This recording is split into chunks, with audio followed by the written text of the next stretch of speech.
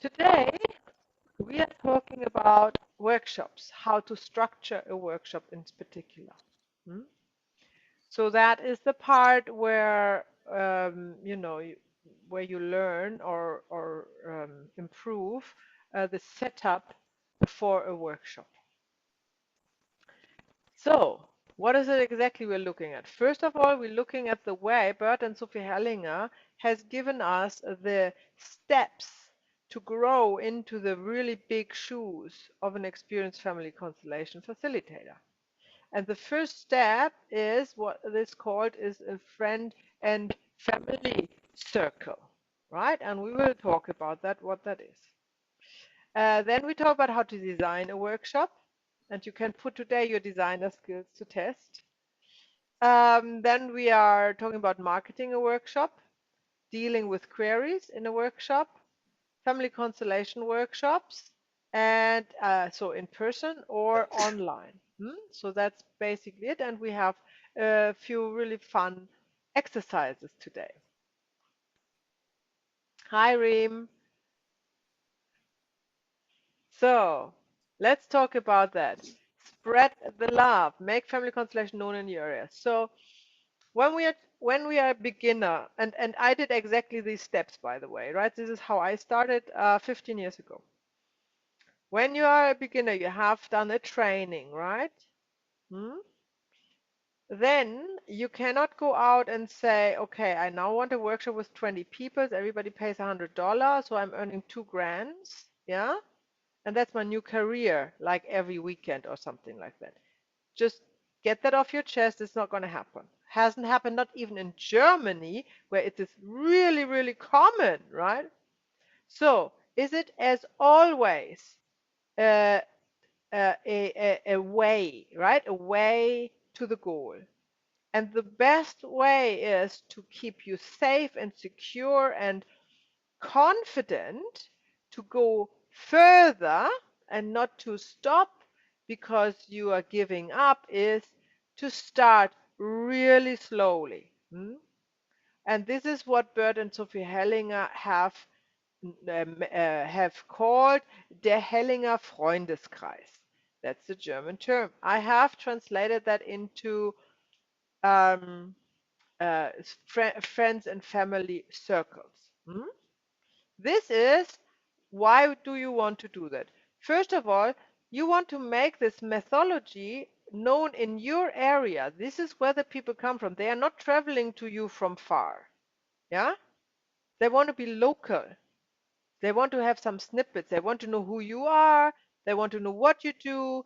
They want to know this thing, family constellation, or even if they know what it is, they want to know how you facilitate it or what is your take on that, right? So it's always a personal relationship between the facilitator and the clients. Always has been. So you have to build up your reputation, yeah? And to build up your reputation, you need local support, yeah? Now, how do you get people to come to an event, right? And that's what we talk about now. So, you need a small group of enthusiasts, right? Maybe your few family members and 2 besties or something like that. A small group, say 4 or 5, is absolutely enough, yeah? To get them together and to invite them to regular meetings. Say once a month, for example. So say, for example, every Monday evening of the month, I have my family constellation meeting and from 6 to 8, and then they know that.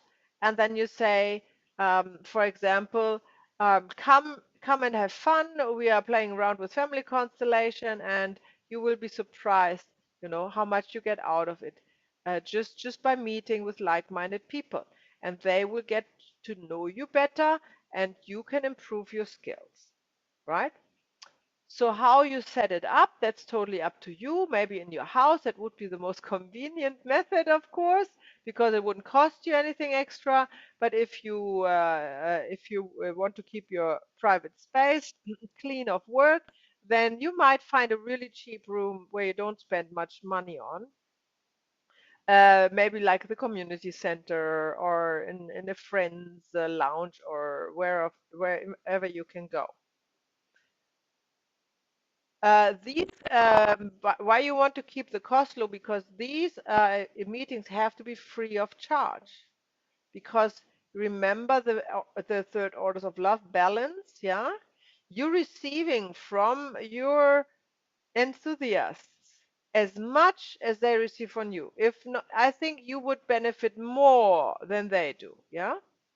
Because the experience you gain and they are your guinea pigs for you is absolute crucial, and they might or might not get much out of it. That you don't know, right? So this is very crucial to set yourself up for success, that you in your own work you're obeying the orders of love yourself, right? If you would charge for these events and you have nothing to give, I mean, not much, I don't say nothing, but not much to give, right? Then there would be a confusion and a disappointment, and it will not be a success. Yeah, okay. Because you remember the people or the family members who are giving more than they receive, they leave. And in this case, that would be your clients. Yeah, they would give more than they receive and they would leave. And this is why it's a dead end, right? So you want to reverse it, following the orders of love, and give more than you receive, yeah, or at least equal. Hmm? Because obviously you're not gonna leave, but they will stay, yeah. Okay. Ask them to bring a potluck or a drink to share. Something fun, something social. No? Don't make it too serious and all about this mythology. Nobody really knows what this is about. And it's got the name family in it. And then they are worried they are going to a kind of family therapy thing.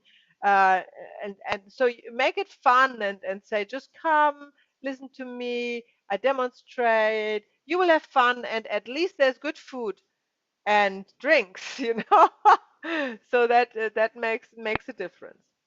So make it fun and social, no, not serious at all. That's not the mm, uh, that's that doesn't need to be.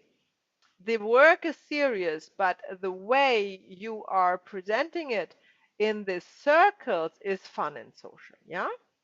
So that there's a difference.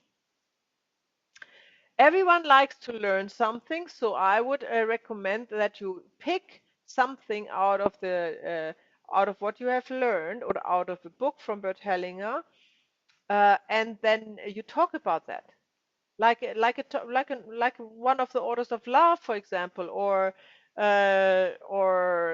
something about the father relationship or the mother relationship or what an entanglement is or whatever, right? But it's small, just one information, not a lecture, just one information, and then introduce that to your group in a understandable, easy way, and then they have the idea, oh, I learned something. Oh, okay, so let's make an example. Let's talk about balance again. If you would take the orders of love of balancing, and you would say, in Bert Hellinger's work, he has discovered that if a relationship is not balanced, the one who's taking more, who's not able to give back is the one who's leaving.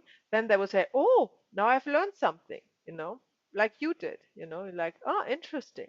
And this is what you want to engage. This is how you want to engage uh, with the circle members, like friends, family, or even people you might come from the street. You never know, right? You can also watch a video together on YouTube or something like that, and then discuss it, what they see there. This is all fun and lighthearted, and you are not, most importantly, you are not in the stress to perform. Yeah, because I don't want you to feel when you start with something like that you need to perform. Yeah, it's very important that you're not under this kind of stress. Hmm? You're just leading a group, a small group, most of them you know, and you can do that with excitement and enthusiasm and without fear or um, anxiety. Yeah. Um, Then you want also to demonstrate a family constellation because you want to keep it practical, right? It's not only to um, to teach about bird healing's orders of love. It's also practical. What is actually family constellation? So now this is very tricky. I know of some circles they kind of want to constellate all the time and skip all the rest. Bear in mind you need to have a difference, a point of difference to workshops that you want to offer later. This is a free event. You cannot do the same you would later charge for. Hmm? So don't mix it up with a workshop. Yeah. When you would have like 2 hours of a meeting and you're so excited about family constellation, everybody else wants a family constellation, and then you squeeze in 3 family constellation, and that's all you do in this 2 hours.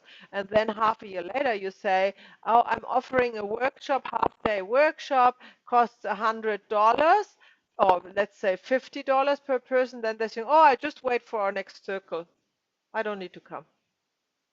And that's what they do. I have experienced that. That is not out of thin air. Of course, everybody would do that. Yeah. So this is really important that there's a point of difference between the circles and the friendship and the workshop, sorry, the workshops. And the difference is that it is a social event where you eat and drink and laugh and watch something, everything you don't do in a workshop, and then you demonstrate. And I would do that towards the last half hour. I would say, okay, let's demonstrate something. Is anybody here, like if you have talked about balancing in a relationship, for example, you would say, is anybody here concerned about their relationship, or is there anything you know related to the topic you were talking about? And then very often one would put the hand up and say, yeah, something is not quite right, or I would like to look at it. And then you would say, okay, let's demonstrate a family constellation, choose a representative da, choose a representative da, and then you go towards a family constellation. However, you're not finishing it. Yeah, that's the difference. You're not doing the whole constellation until you reach the peak and the relief of the client, everything else. And it's actually also not very likely that you get there when you do your first, constellations. And not to be stressed out about that. Ooh, do I get anywhere with what I'm doing? I want you to know you should not get anywhere what you're doing. Yeah? You should just start. You should start a constellation and just let it just be whatever it is. And when you think you lost it, the plot, or you don't know what to do, and that's great because this is why you do it. And then you say, we leave it here. This was the demonstration. You know, nobody knows what possibly can come. Nobody knows that. So that's great. So that's exactly, and I would keep it on 15, max 20 minutes, so you are not exhausted, and you know how to start. And you will see if you do that every month, you will actually grow every time more confident to see a constellation through further than that. Yeah. So that are the steps um, um, that are proven since I think he's 40 years. I don't know when they start. Maybe at least 30 years. They are proven to be a success. Yeah. Um, of course, you can always, when they get really interested, invite them to come to a family constellation virtual workshop because they can take part in that from all over the world, right?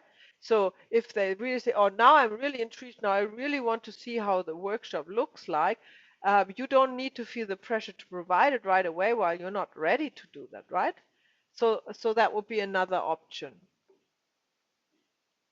The goal is to practice how to set up a workshop situation and to lead a group. That's the goal of your beginner steps with facilitating family constellations, yeah? And that includes practicing your facilitating skills and deepen your connection to the morphic field, right? That's what you want to improve. So now we talk about designing a workshop. So after leading family constellation, friends and family circle for at least a year, I did that for 1.5 years, about 18 months.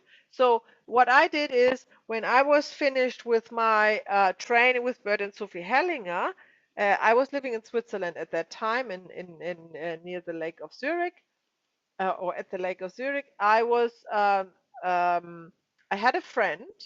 She was living in Zurich. I had a friend who was with me, or also independent from me, going to Bert Hellinger workshops, and I asked her if she would want to set up with me together this friendship circle. Yeah, because everything is more fun together. And she said yes, she would love to do that. She organized it. So we put out a flyer, we sent emails, we had no family, both of us had no family there, but we had friends. And then I realized we need a room, and there was a room available in between where we lived. A beautiful room, which was really inexpensive because I knew the person who was owning this property, and so so we invited probably flight maybe 30 people, and I think to the first settings four came, including her. So that was five with me, right? And that was a good outcome, you know. And then we did that. We did exactly that. We did fun things. We actually constellated because it's a fun, you don't need to, everything you have learned is not serious there, right? We, for example, constellated something with an extraterrestrial UFO. I remember that fun because somebody wanted to know, are we really, is there an apocalyptic event, and like this crystal ball thing, yeah? Is there an apocalyptic event, and is there a ship of extraterrestrial to rescue me, and will I be on it? So, so you see, I mean, you can do that in the circles, not in a workshop, but you can do this, and it is fun, and it doesn't matter which, you don't need to think about which weird morphogenetic field you are tapping into or not.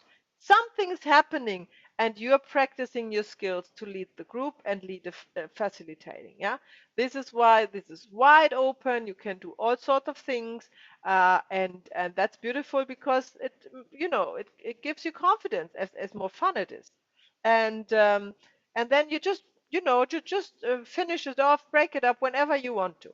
You just say, we leave it here. That's it. Hmm? And everybody has something out of it. At least they had a laugh. So, um,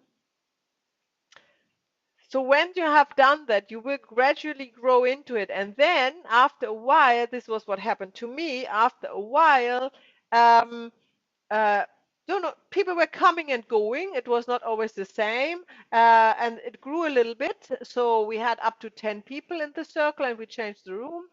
And then I have been asked if I can do a workshop for them. And that is the point when you do a workshop, if you've been asked to do it. Yeah?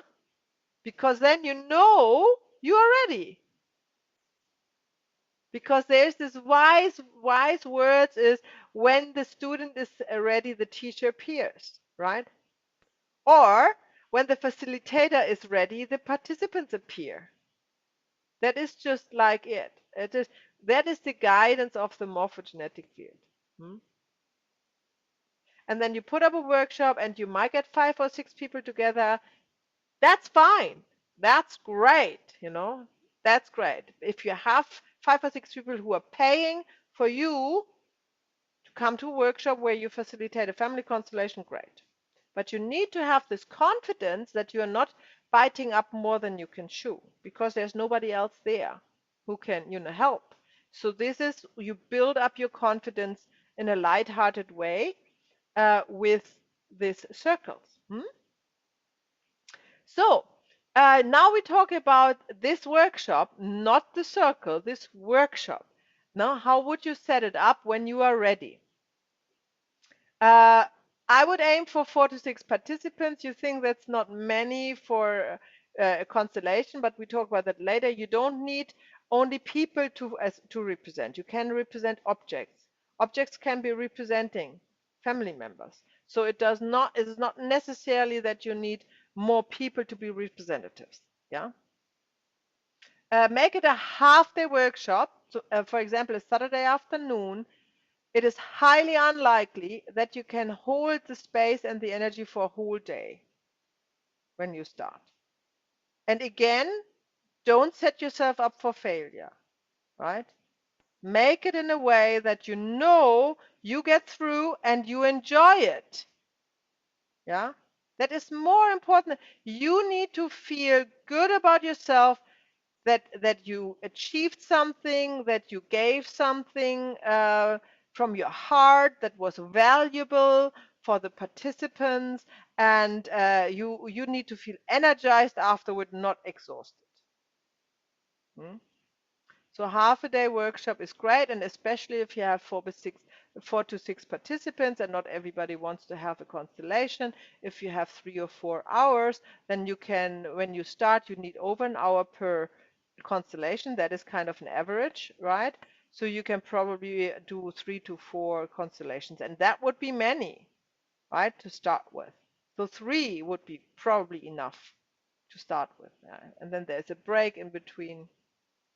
So give yourself time and space. Super important, no? Otherwise, you will be frustrated and probably give it up. Uh, so keep everything low. You want to invite people. It's your first workshop. You have nothing to show. You have no record of success, if you will. So keep the cost low. That is a good selling point, no? And therefore you can keep the fee low, because you might want to invest, and that's not uncommon, that you actually pay for, you pay for the room, you pay for afternoon tea or whatnot, and you have to have equipment or not, or so you have to, yeah, you may have to pay more than you get at the beginning, but that's okay. You're still learning. It's still the first workshops, right? As long as you have enough people together to say, okay, I can call it a workshop, that's a success. Yeah.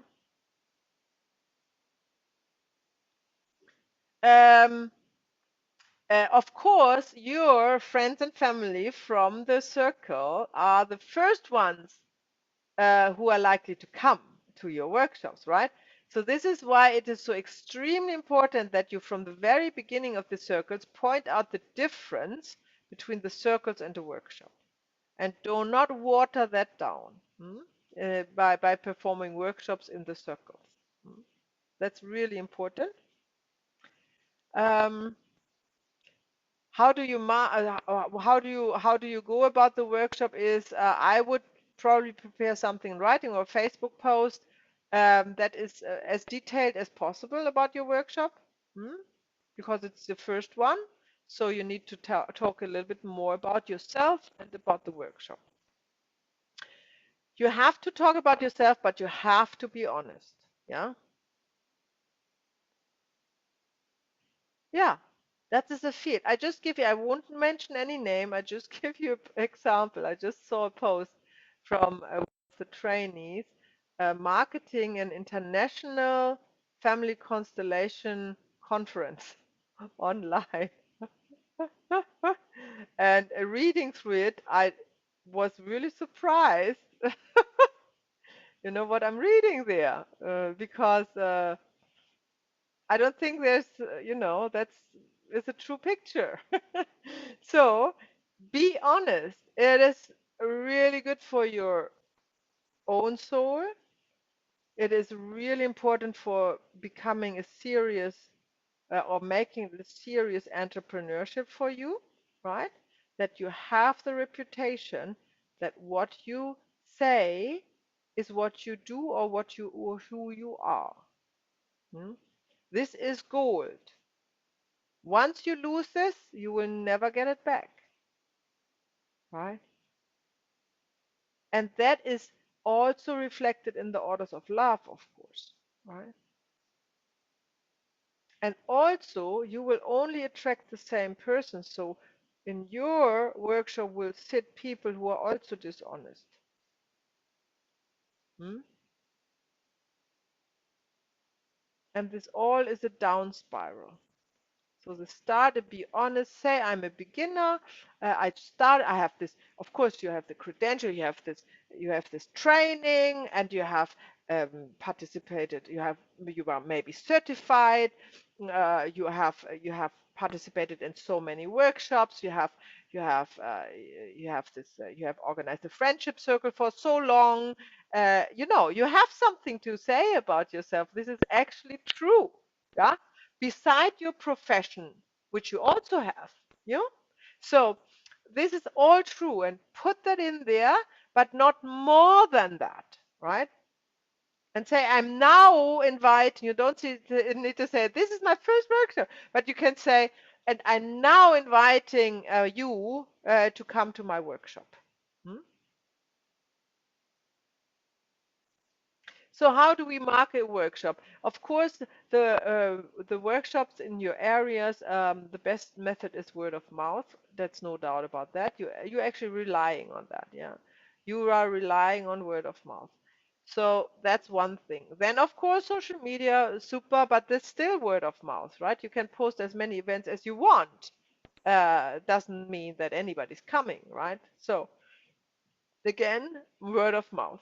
And then online marketing, I tried that. I stopped that again. I didn't find it valuable. I couldn't see any outcome. It was quite expensive. I'm talking about like Facebook marketing tools, Booster and all of this. I didn't find it valuable. I don't. I think the family constellation is too much of a niche. You know, if it would be yoga retreat, I'm sure you can get something out of there. But family constellation is such a niche. People don't know the name. They're just skipping over it. They're not interested. Waste of money. Posters, I think they're great because you are relying on locals. So put posters up in your local stores, in the post office, and wherever you have blackboards at the mall or wherever you live, or at your workplace, where people know you even, and they can come to you and ask you about it, and then you say, "Yep, yep, come and have a look. That's what I do there, right?" So that's the best. If you and give it to families, they can hang it up somewhere. But definitely in the area where you live and where people know you or where you work, that's the um, um, most valuable space where you want the poster. Uh, Flyers are the little thingies that is a little bit old-fashioned. I'm not sure if you do that anymore. For 15 years ago, flyers were the most effective tool of marketing. So up to you. It's probably everything online now, I suppose, that you're not printing any flyers anymore. But I did lots of flyers with my first computer skills and my first, programs 15 years ago, and it was fun, but I think the time is over. Haven't done a flyer for years. So, and then direct marketing. Don't think ever anybody has done that. Just, uh, just an idea. If you would like to do that or like to inquire into that, that you buy addresses of people. They sell lists of addresses that you can actually call or send an email to or something like that, right? So that's direct marketing. Not sure if that would be successful for a niche product like family constellation, but who knows? Everything is possible. So now let's see. So now we have market the event and now we get inquiries, right? So now how do we deal with this? There are also a few tricks that I would like to share with you. to get the most out of the conversation you will have with the potential participants of the workshop.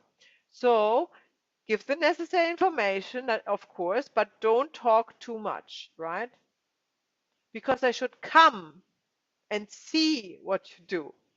Yeah. As more you talk about it, as more they think they know, as less likely it is they are curious enough to come. Yeah. So give the necessary information, and when they ask, what is family constellation? Don't try to answer this question.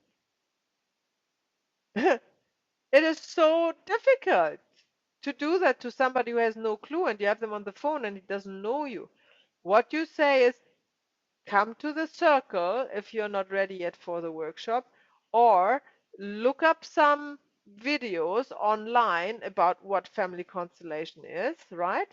And when you're interested, then I'm happy to have have a conversation about details of it.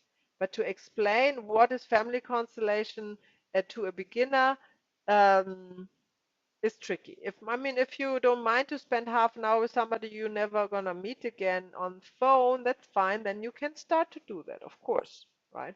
But if you want to be efficient, you might want to make sure that you have some links that you can divert to. So if somebody says, uh, hey, I have seen this poster with family constellation, sounds interesting. What is family constellation? And then you start, well, there is Bert Hellinger, he lived in Germany and he developed this methodology, which is, and they say, has to do with healing the family. So they say, is this family therapy? They said, no, that's not family therapy. You can actually heal everything from diseases to whatever, no? And then he says, oh, do I need to bring my family? And it goes on and on and on, because they really don't know. If you have never done it before, it's so hard to explain. So what I would do is say, oh, thank you for your interest. Wonderful that you come in touch. This is a wonderful healing modality. Give me your email, and then I will send you the links. Yeah, that explains what it is, and also my flyer if you would be interested in the workshop, or even a flyer if you would be interested in the circle to come and join us in the social event, right? And then you see if they come back to you, right? 9 out of 10 are not coming back to you. That's okay, right? But the one who comes back to you, then you can have a conversation, because they are most likely to sign up. Hmm? And you have spared like 10 hours wasted time with people trying to explain family constellation they never wanted to come to start with, because they were just curious. Okay, so when you have sorted out a system for yourself how to efficiently deal with inquiries, then of course payments is the next thing. Now, why is it here? Because Bert Hellinger had a specific scheme in place with payments, and I want to share that with you because it also has to do with this specific work and the balance, right? We are always talking about, because we want to follow the orders of love in our work with Bert Hellinger's family constellation, obviously. So he says everybody who comes to workshop needs to have paid before, like a week before, something like that. Hmm? Not at the door. All has to be paid before. Why is that? Because some people, they want to come, they pay, and then a day before they change their mind, or they feel they get sick, or they have a more important date, or something like that. And that has lots to do with their own healing journey, because that is a strategy to avoid. That means by signing up to the workshop and paying for it, they have already received what is in for them. Everything. Without even taking a step and putting a foot into your workshop room. They have received. you know, what is enabled for them. And it's completely up to them, to their family system, to the morphogenetic field, and to their own courage if they do the step or not. It's not up to you. Hmm? So since they have received already everything in this, they have to pay for everything as well. Hmm? And Bert Hellinger was very serious about that. Yeah, you could not pay on the desk. Yeah, you had to pay in advance. And I think I have also stick to that as much as I can. There are always exemptions. If a friend wants to come last minute, of course they can pay at the door. I mean, obviously, but somebody I don't know, no. Somebody I don't know, no. That payment must be there way days before. Otherwise, I wouldn't consider this a sign up and I wouldn't reserve a space. And I may, if I have nobody, then I may would not even, let the workshop take place if there's not enough people, right? So only the people who have paid get a spot, not the people who have booked. There is a difference. Hmm?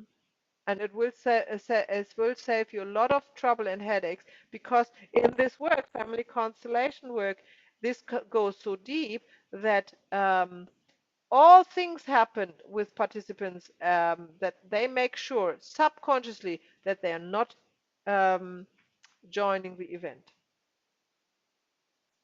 although they say they would, although they say you know, they want. And this is very interesting, interesting dynamic that happens in family constellation workshops. So my advice is make sure you get at least the payment from the people, which is your minimum participants. So the room is paid for, no? And your costs, your travel costs, or whatever cost you have, your time, maybe not, but at least the direct costs. And then you can say, okay, the workshop is taking place. Because otherwise you would say, no, the workshop is not taking place, right? Because you cannot sit there with two people. Okay? Hmm? So uneasy customer, always you have customers, there are lovely ones, and then there are uneasy ones. Um, Remember, they are coming to you for a reason. For some reason, unknown to you and them, they find the way to you. So just for that, they need to be acknowledged. Yeah. And often they are reflecting something in ourselves that we don't like and ourselves, right? So they are having this mirror function as well. So it's also good to look at it with love and see, what is in this behavior that I find uneasy with this customer is probably something I don't like in my own behavior. So that's already a great gift, right? And then also, every customer has something valuable to give, even if it's negative critique. Every customer gives something. It is so. This is, I'm working with customers since I'm a lawyer, before that even, for so many years, um, uh, thousands of people. And I was I learned that. I learned that in hindsight, every customer or client I had something to teach me or to give me or something, It was not, and not the easy ones were the ones. It was more the uneasy ones. So they are valuable, right? So don't, just because you don't feel good doesn't mean that this is not a valuable customer and less and worth it. However, they should not be treated differently to the ones, you know? So not more. They're not probably getting more of your attention just because they are uneasy, right? Make sure they're getting the same attention and you take out of it for yourself what you need for yourself to take out of this relationship that you're encountering with this uneasy customer. And normally there's always something you can solve, And if not, then probably the whole purpose of this customer was to come, be uneasy, show you something, and then leave and never to be seen again. That's all fine. That's all fine. So don't worry about that. Hmm? Just don't think, oh, an uneasy customer needs more attention. Yeah, because that's often what they want. No, that's not good. You cannot spend more money and time in an uneasy customer who might goes away anyhow. And but also don't dismiss him because you don't feel so good about yourself when you're relating to him like with others who are nicer, right? Okay. Cancellations. So cancellations has also to do with payments, and that's also something that Bert Hellinger says it's not possible from the client, right? It's not possible. They cannot get their money back. That's what I want to say. Yeah. Because they got what they have received is what they have asked for. This is important for their step in the family system. Whatever they came for, this was what they wanted to achieve, right? And this we have to acknowledge that, right? This is not a business where you exchange goods and one is not getting it and then the gets the money back. This is deep healing work, and you have no idea how this affects the family system, right? So make it clear when you say, okay, you pay 1 week before, you can't get money back. They don't need to come, but money you can't give back. When you are canceling, of course, if you have to cancel your event because you don't have enough participants or you fell ill or the venue burns down or whatever can happen, whatever, then you definitely offer full refund, even if that costs you money, right? Because otherwise you wouldn't keep your clients. Yes, I'll ask a question. yes. Um, so have you ever had a situation where someone has cancelled and you said, sorry, as I said before, it's no refunds? Hmm. Have you ever had them be a bit shitty about it? And have you had to do you explain that little bit you just explained to us? You got what you needed, or No, I do don't you do that. pre-frame it? No, I don't do that. I have terms and conditions, T and Cs, and that's what I write in there. And you are welcome to read through my terms and conditions on the website, and that's what's written there. Okay, so And just then I making sure only that you say, clearly pre-frame it. you can't get a refund. It's in my T's and C's. I have not a refund, but I have a rescheduling. If there's some, I have another because it's online. It's not as tricky as in person, right? So I'm offering them like a 50% voucher for the next workshop, if so not to lose the customer if they cancel, but they have to proactively demand that. So they have to stay in communication with me, yeah, if they want to come again. And also for one-on-one sessions, I'm offering a rescheduling once, so they can reschedule once. And have But you ever lost anybody? yeah, hmm And that's okay, isn't it, actually? that's Because they're totally obviously okay. not ready to work. Exactly, Okay. absolute, totally okay. Not everybody can love you. That's really important to know. Um, uh, it would be weird. I mean, what kind of work are you doing? I mean, even Bert Hellinger has been hated by people, like, of course. So it's a good sign if there is a small portion of people in your life that don't like you. You can be very proud of them, you know. Really, really proud. Yeah. Yeah, yeah, yeah. I had one client who was totally weird, online client, totally weird.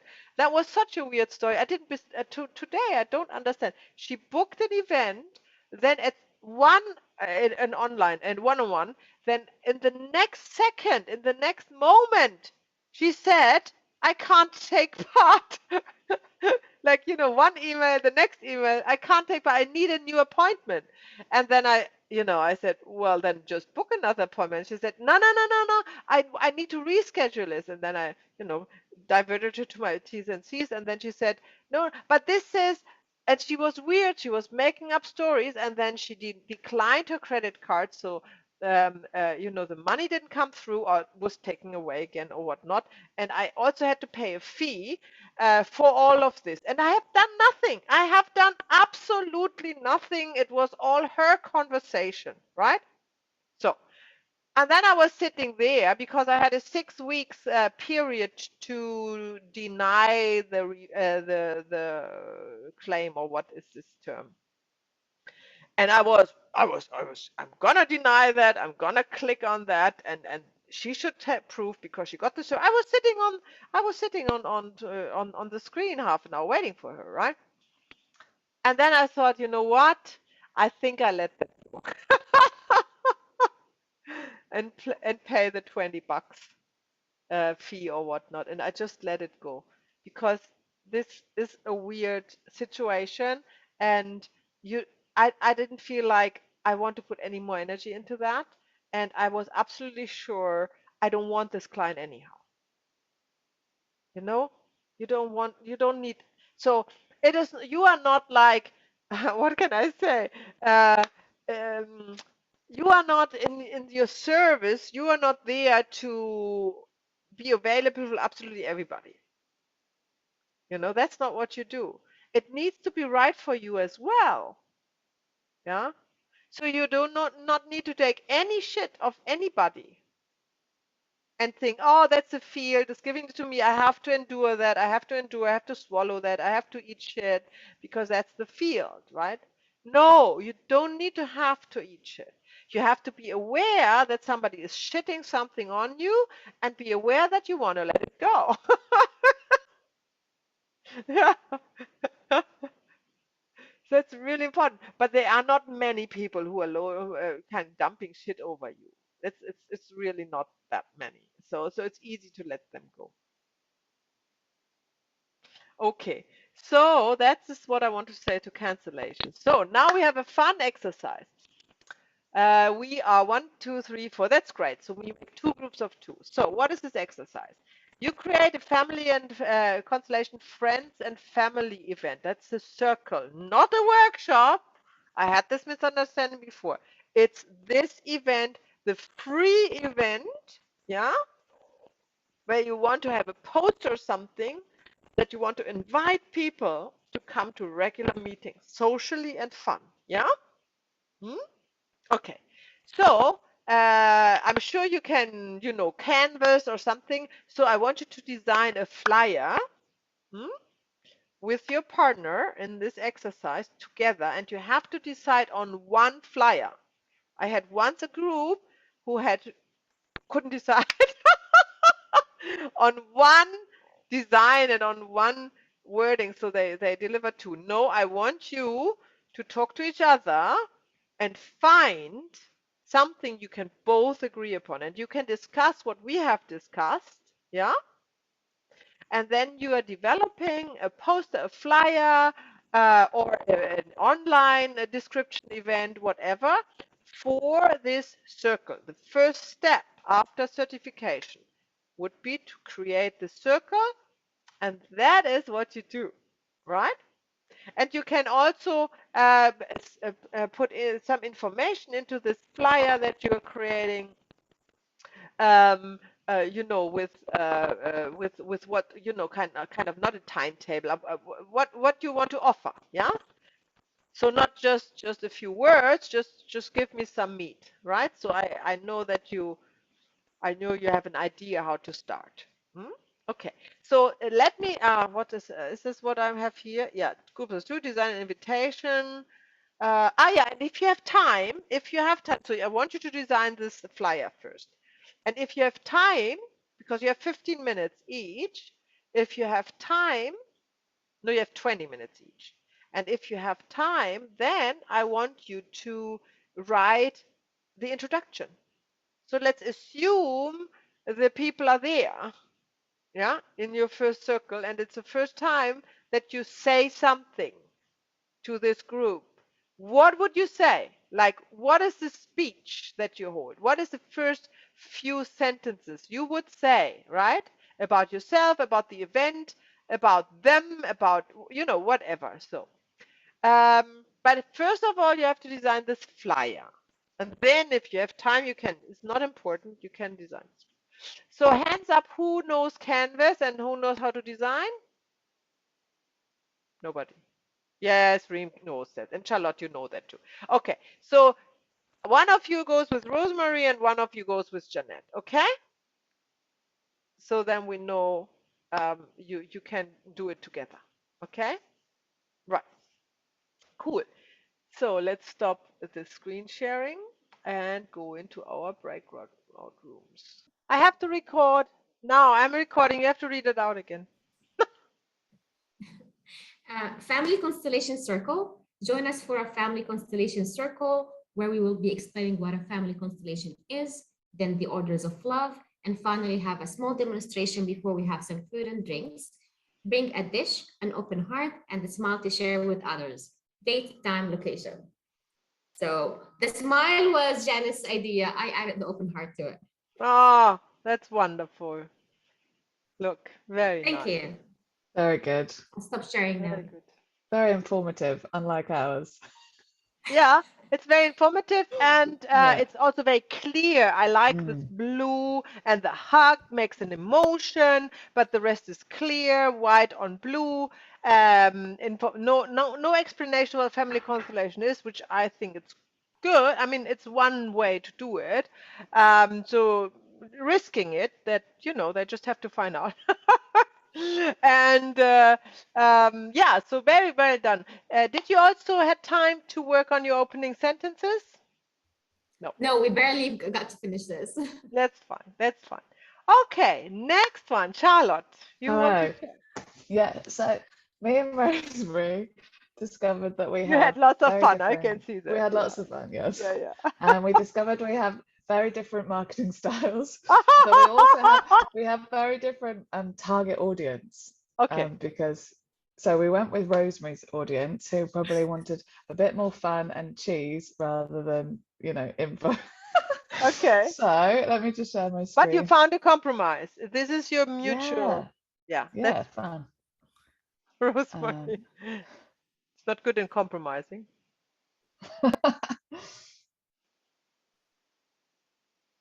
Okay, so Ta-da! here is our Yeah, thingy. it's also blue, white and blue. How funny That's is funny, isn't that? it? Yeah, let me just Yeah, make it That bigger. is actually very nice. very Oopsie. nice. It's very organic. So, because we were just going for Rosemary's, we were thinking of Rosemary's target audience, which is friends and family. So we couldn't make it too serious or too wooey because they would be Yeah, scared off. yeah, So we decided to make it like, the come fun and club. join the fun club. FC, the Family Constellations Fun Club. It's So come interesting. and Yeah. join the fun and come and join for this fun and informal session led by R, Rizzle, and Shaz. What is Obviously, we that? were being silly. We're obviously for Rosemary and Charlotte. What is Have you ever that? wondered What is how Rizzle and that's just Shazza? our that's Brazil me and is Rosemary. Rose. We were just being very silly, but we would obviously put our real names. Their Have you ever nicknames. wondered? Yeah. Have Oh, you that ever is you. wondered? Oh, I That's see. Yeah, us. they We are just our mermaid names. that Mermaid names. I didn't know you had to Oh have my a God. mermaid name. I have to They've find gone one too for far. myself. that's our alter egos. Have you ever wondered how we're connected to our family system on a deeper level? Oh, If you nice. haven't, come along anyway, and we'll have a great evening finding out more with some drinks too. Tuesday, 6 till 8 p.m., 61 Turner Street. Please bring finger food to share. Call Rosemary and Charlotte today on 0800 Constellations are us. Oh, love it. Yeah, that's So brilliant. this was targeted at people who are Rosemary's friends and family who actually we shouldn't be too heavy on the poster. And Mhm. it's actually like, let's come together for an informal friend catch up. And we'll also talk a bit about this, about what we've been learning. And we talked a bit about what we would do in our speech and how we would set it up. And shall I carry on, Rosemary? Yeah, I would love that. Okay. So what we would do is, when people said, yeah, I'll come along to your night, we'll get them in the room and I would introduce myself and say, hello, thank you all for coming. Today, this is what we're going to do. Mhm. And what we are going to do is, first of all, I'm going to tell you a bit more about me and why I've got you all in this room. We're going to talk about what I've been learning, all about the family constellations idea and modality, and then we're going to have some food while we we'll do a live demo with you all here. So really exciting. This is what we're going to do. Does anyone have any questions? So just really pre-frame it up front, and then they'll all go, yeah, when's the toilet? And then, so get all of that stuff out of the way, and then we'll get cracking. So I would say, like really short introduction about who I am, maybe 5 to 10 minutes about my background or how I've come here, a little bit about how we've been training, but then crack on mostly to some top line about the modality. So why it's so powerful, why it's so needed. And it's needed right now because of all this crazy stuff happening in the world, and we all need to go inwards and do our work, and how it's so accessible to everyone. So that's just to pre-frame it. And then we would answer any questions and just have like an informal chit chat around it. We would do a sharing, so people could share in pairs because everyone loves sharing about stuff. So we would get them into pairs, sharing, what they feel about their family and if they think they had bits to heal. But then we'd crack open the wine, get the cheese and the raclette out, and then we'd say, right, let's have a go. And let's just like demo what this could look like if you came to a workshop in the future. Yeah. Look, so that's how sounds good. Sounds great. So that sounds all good. So let's go back to your flyer. Also blue, white and blue mainly, and that's interesting, huh? Because blue is the color which is we go about spiritual colors. We go about spiritual colors in next module, so you will then learn what all about the blue color. So that's interesting. Bear that in mind. And I like this is more organic, so it's different to you guys, which was very geometric. Right, this is organic. Both are beautiful designs. There is a sentence in to explain something. So that's another approach. You're trying to explain in a very brief sentence what family constellation could be or is, and of course it's a lot based on fun. Just be aware, fun is often. I mean, you are British, Charlotte. You know that better, but in English, I think what I have learned is that fun is not is the same as joy. So something is not. You make fun out of some. The word fun I have learned when I learned English is a little bit complicated. If you have a word like happy or social or maybe I would not probably use the word fun, but that's totally up to you. It's just certainly not wrong, right? And We were just being a bit silly. if you feel good about it, that's fine. So I like this word game with Family Constellation FC and Fun Club. I mean, I like that. That's really, really fun. And then, of course, your intro, yeah, is spot on. That's a very good way to start or to structure the circle. Very good. So, okay, yes, Rosemary, you go. I also have to say, Charlotte would, of course, have a completely different flyer only for her people because she already has people she would target, you see? Yeah. And I just tried to explain to my friends what kind of course I'm doing. Yeah. And they give me this look They like, still don't get it, eh? no, I tried for half a year. No. No way. No. That's a good point. Go on, Rosemary. Now, and Charlotte, in a way, you wanted your flyer more with healing and whatever. My circle, they would run for the hills.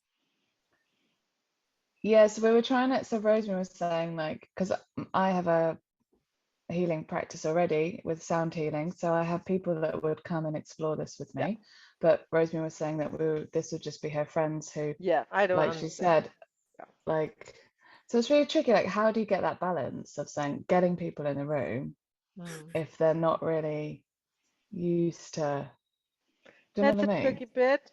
That's a tricky bit. But however, Rosemary, you are on the journey here, like we all are, for self-development first and foremost. And then if you are ready to share something, there will be a few people, they pop out of nowhere. They would be interested. You have to trust it. They want to hear what you have to say.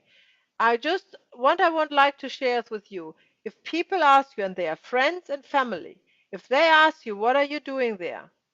And they are not bothering to reading the first four paragraphs on the Family Constellation virtual website where it's explained with a 2 minutes video from me. Yeah, if they're not bothering to look that up, forget it. They don't want to know. They honestly, they do not want to know. Yeah. So whatever you say, it's just frustrating for you. You say to them the opposite, which works much better. You don't want to know. I'm not telling to you that. I like that. Yeah, and you will see. They will say, oh, and then you said, you don't want to know. You don't even look at the website. So what do you want? This everything is explained. You don't want to know. Maybe they look at the website then, and then they know. And then they ask you a more precise question, and then you know they are interested. So thank you for sharing. That was awesome work. So you come into your well-deserved break now, 10 minutes, yeah, to a quarter Wow, two. whole 10 minutes. Yeah, whole 10 minutes all to yourself. Get some food and some drink in, and I see you in 10. Bye. Oh, and you have to end sharing, Charlotte. Who was this? Yeah, yeah. Charlotte, yeah. Charlotte, yeah. All done. It's already done. Brilliant. See ya. And sharing the screen. Any questions that came up from the first half of our today's module? Anything that you would like to address?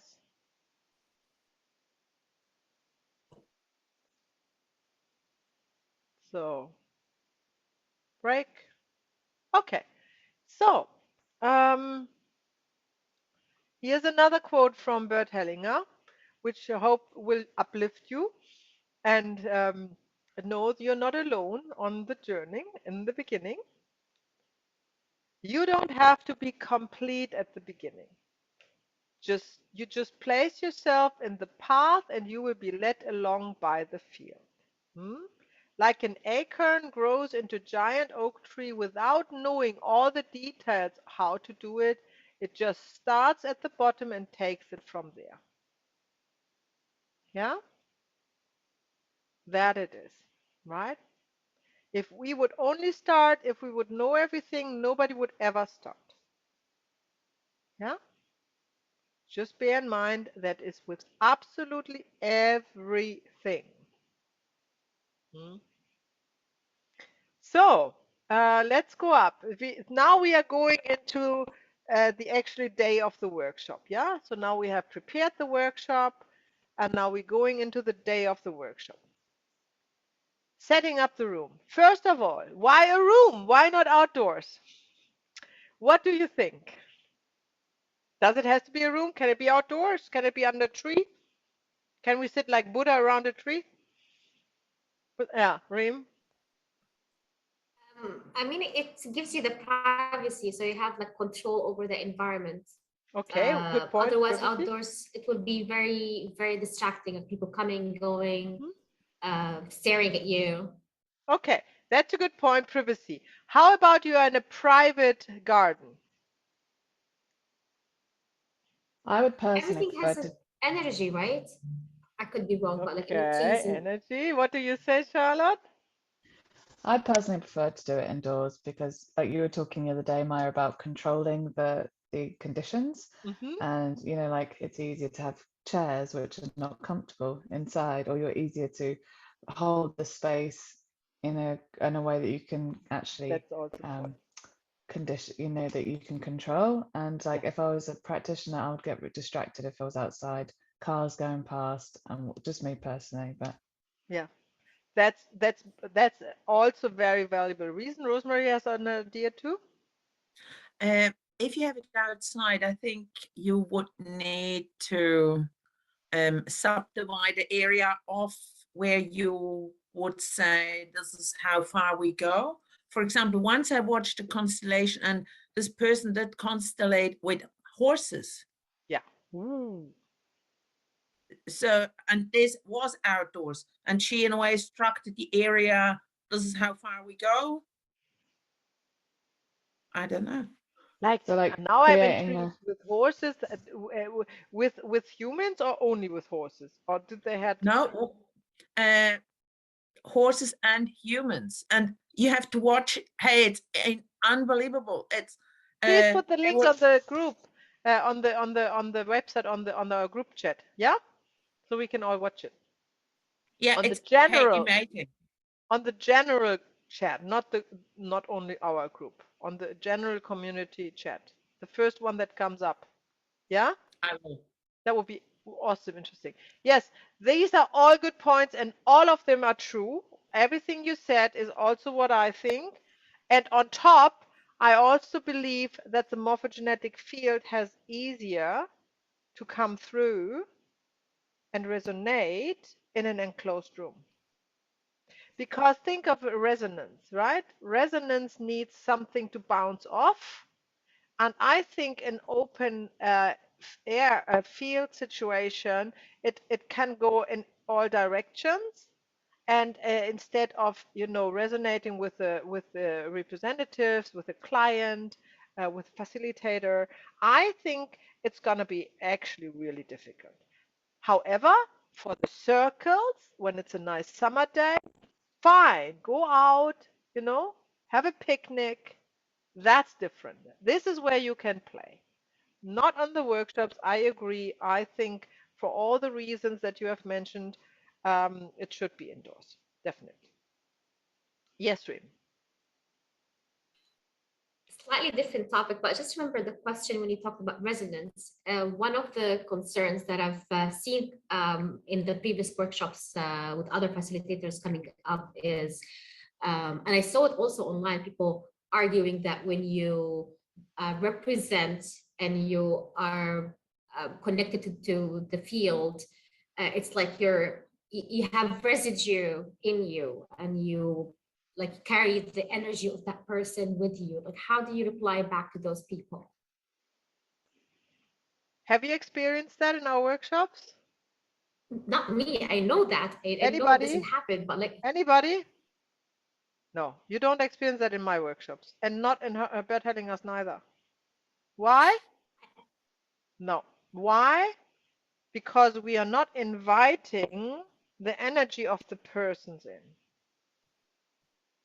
So we are not inviting anybody in. We are tapping into the information of a field that is outside. So we can anytime in and out, in and out. We can do that the whole time. Yeah.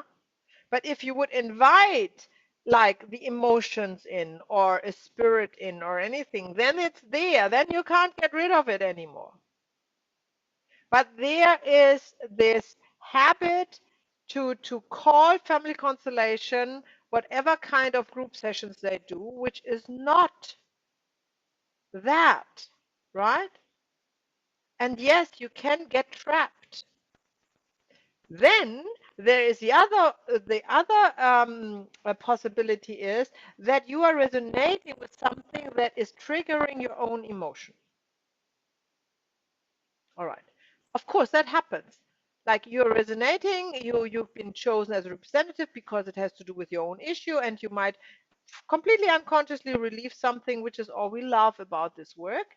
But some, they are so they are resonating so strongly because it is triggering an innermost trauma or an innermost emotion that they haven't dealt with at all, and it's surfacing. And then when they come out of the family constellation, they are dealing with that. They are dealing with their own emotion. They are dealing with their own trauma. They are not dealing with somebody else's trauma. Not in my constellations, and I hope not in yours neither. Right? Because nobody comes and goes. You come and go. You are resonating with the field. You get the information and you give information back. That's all you do. The field stays outside. You know, it's like the cloud, the computer cloud. You know, You don't have the cloud on your computer. The cloud is still the cloud. So every time you want to delete the cloud on your computer, you delete it. It's still there. And then you can another day decide you want to get information from your cloud, and then you upload the app again, and it's all there, right? But if you would invite it to come on your hard disk, right, it would be not away. Even if you delete it, it's still there because it leaves an imprint on your hard disk, right? And this is the same with the morphogenetic field. Same principle applies. So if somebody says, and I think we had this in the last workshop, have we all been there? I think so. In the last workshop, you haven't been, Reem? Yeah, you have, right? No, you haven't. There was this not Alexandra who felt so strongly after a workshop? Yeah. Yeah, Yeah, it Reem, you was were her, there. right? Was her, no? Yeah, it So, was. so this is because it triggers something in her, right? In her. And that is good. So this is good. This is good. Let it be, because this is a movement that needs to come. If you do it correctly, of course, if you do it incorrectly and you invite some foreign energies and then you let them go because you think, oh, that's all good because, they're just dealing with their own emotion, not knowing that's not the emotion now. This is not good. You send somebody off with somebody else's emotions. Hmm? This is why this work needs to be done carefully and responsibly, right? And we can do that, as you can see. I can teach that. It is not rocket science, yeah? You just need to be aware of it, and most people are not. I have to say that because I'm experienced that I hear that all the time. And you see that on videos from people. So that's the difference how we do it. So in this case of Alessandra resonating so strongly with where she was in the shoes of some family member, and then we did a meditation. We came out of it. So there are 3 methods you can do if you're dealing with a client in your workshop who is resonating strongly. First of all, it is definitely triggering. If you did it right, it's just triggering their own emotions. So what you can always do is choose this as your next constellation, yeah, or as a constellation on the day, right? I would do the next constellation because this is great. It's already all prepared, and the participant is completely connecting with this inner issue which was unknown before, right? So that's great. So let it be the next constellator. Yeah. So you're saying you would have chosen Alejandra if she wanted to have a family Yeah. constellation. Yeah. Yeah. That's just one way. It's 1 out of 3. So that's one way. You can do that. You deal with it like that. Secondly, you can let this person sit with the emotion and let it really go through it, right? In their own time. So in the workshop, after the workshop, just trust the field that this is what the gift that they received in the workshop. And thirdly, and that is what we did with Alessandra, you can do a guided meditation to basically, calm, to basically come back it out, because it's an emotion, it's low vibrating. We go through that on module 4, to come back out of this emotion into higher states of being, into love and connection and compassion, because higher vibrating energies will always override lower, which are these emotions that come up. Yeah.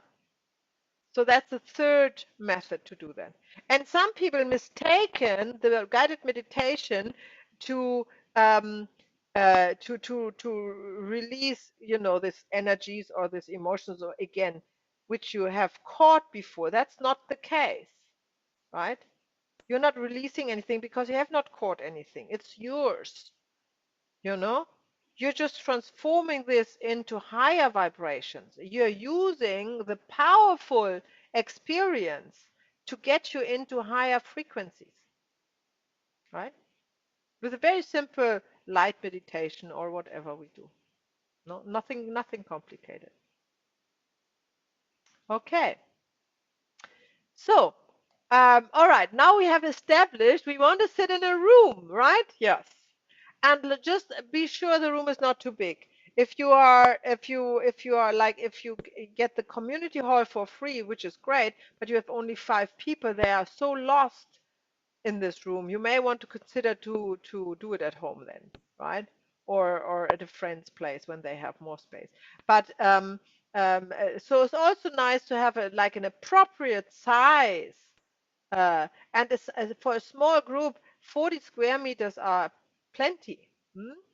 And then for a larger group of 10, 60 is great, you know. So that's what you want to aim for, not too big rooms. Hmm? Then what is here on the chart is create a round seating with space in the center for the constellation. That comes back to what we talked before, to have a defined space, you know, where the constellation takes place, a defined space. So the constellation is not outside the chairs. Everybody who goes outside the chairs is leaving the constellation. Yeah. However, when you have only 5 people, you either put a chair every 5 meters, right? Or you do a half round, you know, and define the space differently, the remaining. So it becomes a circle with the people sitting in a half round, you know, so they are not plopped around in the like random dots in the room, right? So they still build a group, because it's really hard to control.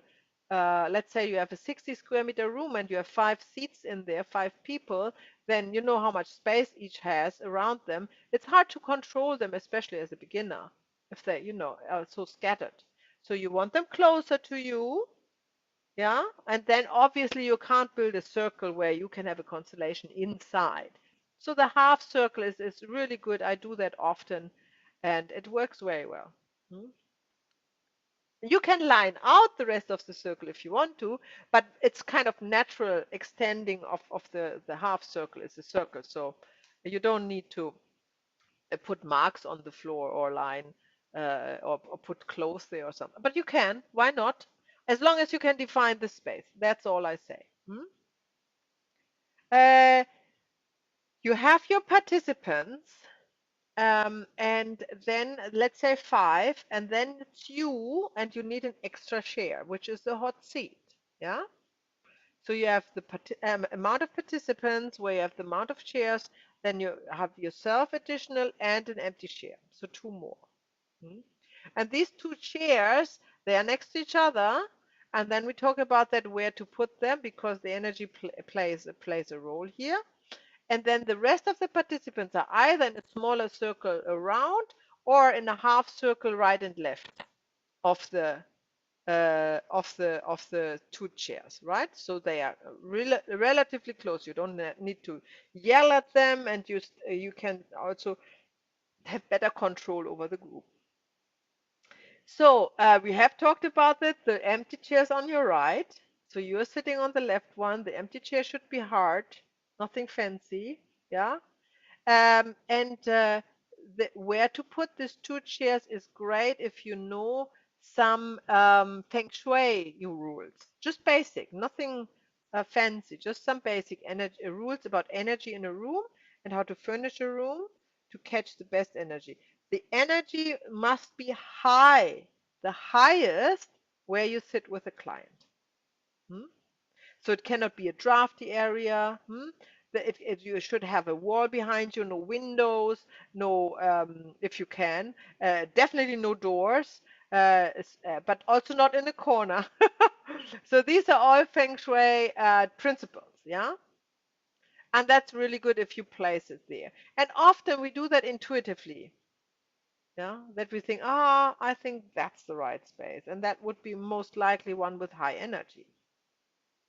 Then also in the room, not only in the 2 chairs, in the room, you want to incorporate all elements to help you to purify the space, and also to help you to the whole group to feel balanced. This has nothing to do with crystals. This has nothing to do with you need objects in your room to make it work. I'm just saying as higher the energy is, as better for you, right? And you want also a calm energy to not have any kind of weird situations that you might not want to handle. So in order to do that, Feng Shui is great to follow. It's a science. It has nothing to do with crystal balls. And one of the principles is that you have to have one object of all the five elements: wood, fire, water, earth, and matter. So wood is easy. Chairs are often wood. Floors are wood. There's some panel woods, or the door frames are. So wood is normally somewhere there. So that's one thing. Fire.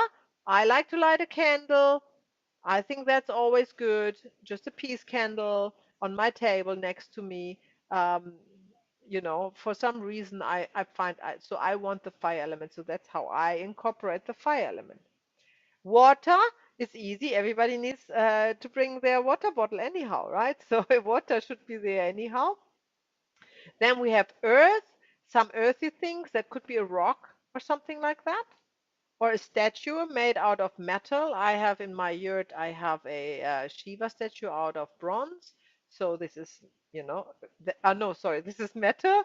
And earth would be something like a rock, I would probably say. You often have like a bowl or something that is already like, you don't need to bring a rock in, something that is made out of earth, right?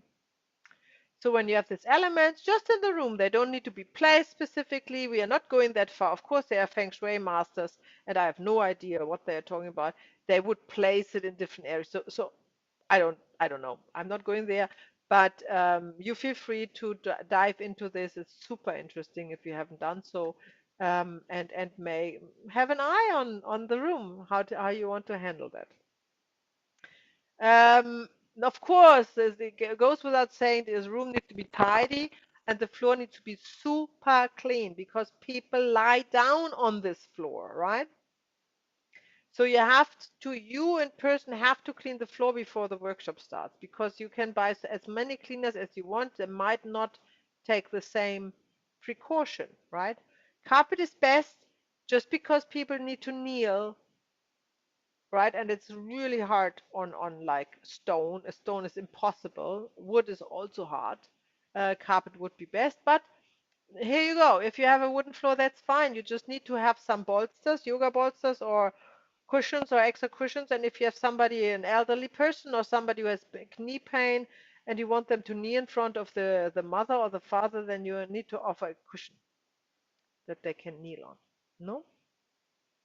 Um, a clutter. So clutter is it's actually a thing, right? Because you're renting a room, it might be a yoga studio, and there's everywhere's equipment, right? But this clutter is really distracting. So you need to find a way to get that out of the sight, to hide it behind a curtain or put it in another room or something, right? Just don't leave it there and do your family constellation in the middle of it, right? When everybody thinks they need to get up and do some sun salutations now because it's all set up for yoga, right?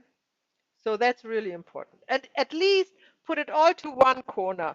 Yeah, at least put it all in one corner and maybe cover it with a blanket or something like that. That would be probably the least effort to do.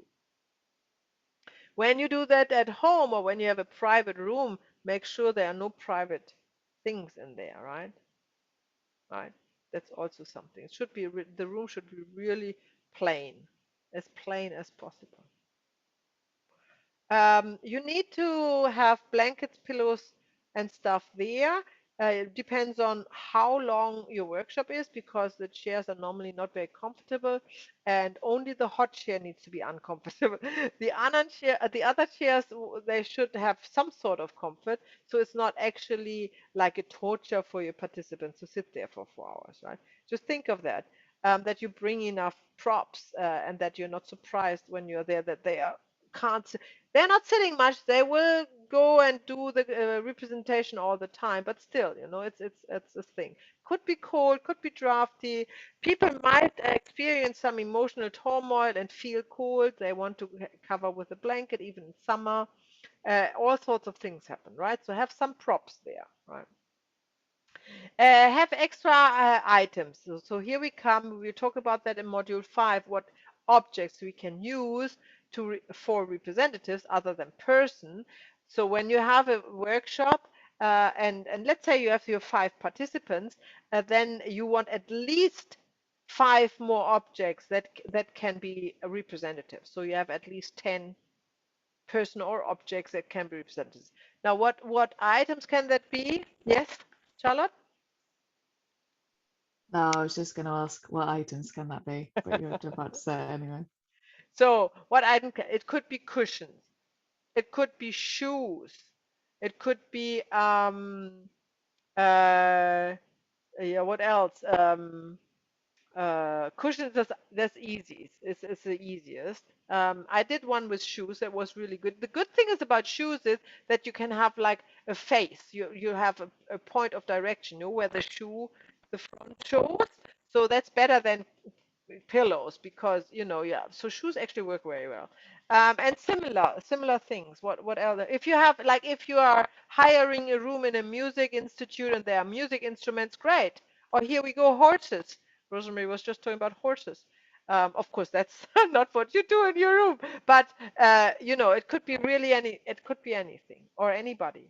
Yeah, it works a treat. And play around with it and do it for yourself, and you will have so much fun, maybe with a close friend, and you will discover all of these magic moments with your objects. How they turn. I had a really great experience. So when I was studying with Bert and Sophie Hellinger, I had some businesses with the Hellingers.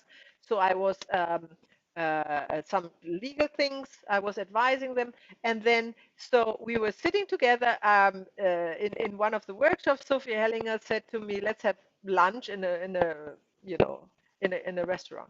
So we were sitting there and we were ordering lunch, and I was just about to, or I was just in the phase of separating, and I felt all of a sudden a little bit emotional, which I not very much do.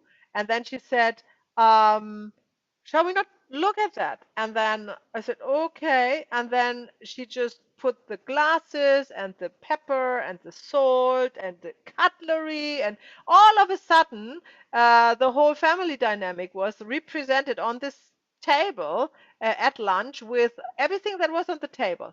And it was really amazing, right? It had such an amazing impact, right? So everything can be used, absolutely everything, yeah, which is really, really amazing. Um, so these are extra items, so you can prepare for them, and maybe even you test them out so you know how to handle them. So if you think, oh, I want to use cushions or pillows, then use them playfully, do some constellations with them, right, with a friend or something, so you know how to use them. Or if you want shoes, shoes are more like, okay, the participants take off their shoes, so shoes are there. If you have nothing prepared, take the shoes, but you can also bring shoes if you wanted to, like, if that's your choice. And because you know them, and then you know them, and you know what you know how what you can read in them. So it's a good thing to test it first. You always need tissues. Don't forget that. Yeah. There's always tears running, and you need to provide a tissue, otherwise you're in trouble. You have to find some toilet paper somewhere. Okay, and water, of course, water, because of course you ask everybody to bring their refillable water bottle with you. You don't want to provide plastic bottles and plastic cups, obviously, for your event. So everybody should bring but you should provide water that they can refill with, like a 5 liter container of water or something like that. If there's no water in the room, or in the building, wherever you are, if this water is not good, if it's chlorine or fluoride in there or whatnot. Um, Okay, let's talk of the actually the workshop. So how to structure workshop? I like to have a three-part workshop. The first part is the opening. In the opening, it's always an invitation to introduce the participants, which is nice in a small group. It's really nice if they talk about themselves. So, hi, I'm Maya. I know family constellation from a friend, and I'm really intrigued. I want to know what it's about is, and I'm hoping to solve my relationship problem today. That would be an introduction, not too long, right? Just that. And I like also to get them off their chairs and sit on a pillow in a smaller circle when we talk about that, right? So not in the actual chairs where you have them as participants, but you invite them, grab your cushion, come, in a small circle, sit down, and then we talk, introduce ourselves in person. That only works with small groups, of course, up to 8 or so. Otherwise, it's too much time, too time consuming. That takes away at least 1 or 2 family constellations from the whole day. Yeah, Reem. Why do you prefer to have the introduction in a separate place than where you do the constellation? Because people like to open up better if that is a closed circle, and if they are a little bit closer, they don't feel like they have to say any intimate information into the open, like in front of them, because there's nothing. Because when you set them in a half circle, to whom do they speak, right? Yeah. Then you can, of course, introduce yourself as well. You can talk a little bit about family constellation. Depends on in the method of Bert Hellinger. Depends on how educated the people are that comes. You can do a little bit warm-up game. I like that. If the group is small enough and I have enough time for the constellations later on, you can make a little game with essential oils or cards or something that has nothing to do with the family constellation. It's just a game to warm up to each other, right? Yeah. There are lots of games. I have studied in improv theater when I was living in Munich, and we had lots of. You like it too? Yeah. And there's lots of games that you can also play where they are getting physical, yeah, and getting know to each other. Or you can do a round of laughter yoga. That's also great to warm up, right? Do you know what laughter yoga is? The yoga where you laugh. Yeah, it's fun. So you don't need to be a master in all of this. You can just Google it and practice this a little bit, and then you just provide a 5-minute fun. So this is also really, really good to warm up. And then when it comes to guided meditation, I probably would sit back on the chair because now they want to be with themselves again, right? So everything else was a group experience, a fun group experience, opening up, trust and everything else, and getting to know each other, small. Then, when you do a guided meditation, now everybody is going inwardly, and that they are on their own when they do that, on their own journey. So I would put them back on their chairs where they have their own space. By the way, the chairs should be spaced, right? I probably haven't mentioned that before. The chairs should be spaced at least a meter apart, right? Why is that? Because everybody is there in their own soul journey, and they need to have this space for themselves. Yeah, it's really, really important. And we want to respect that, and we also don't want to encourage that there's chit chat going on, and we definitely don't want to encourage that a neighbor is trying to hug somebody because they're sitting next to each other because they have an emotional release. So that's that. That's always easy to achieve. You just place the chairs like that. If there's a couple and they kind of want to move two chairs together, that's up to you if you want to allow that or not.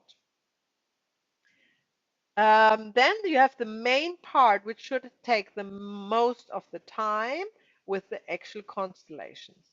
So first of all, before you start with the constellation, you explain rules. Yeah, these rules that are absolutely essential. For example, does it come here? Let's see. No. The rules are like, okay, I'm the only one speaking. I'm the only one talking. If you want to say something, you have to raise your hand, right? That's one rule. Second rule is do not leave the room, even if you're not representing, right? Thirdly is if you're representing do not leave the room neither without me be agreeing to it. Yeah, I mean, things happen. No chit chat on the chairs, no chit chat in the circle, in the inner circle. Right? These are all the rules. I would probably tell them that before you start, because then it's easier when you go when somebody's chit chatting to say shh, no chitting, because they already know they shouldn't do that. Yeah.